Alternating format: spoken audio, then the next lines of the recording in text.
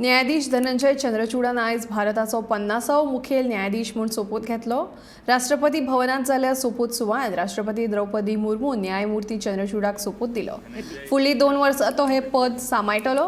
न्यायाधीश धनंजय चंद्रचूडाचो बापूय न्यायमूर्ती YV चंद्रचूड 1978 ते 1985 मेरेन भारताचो मुखेल न्यायाधीश आशिल्लो.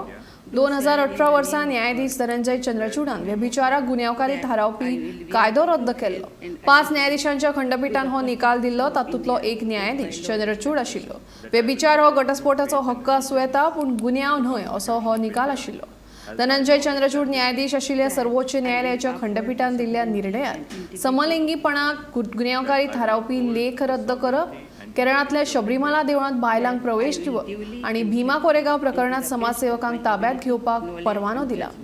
That I will duly and faithfully and to the best of my ability, knowledge and judgment perform the duties of my office without fear and favor, affection or ill will. Perform the duties of my office without fear or favor, affection or ill will.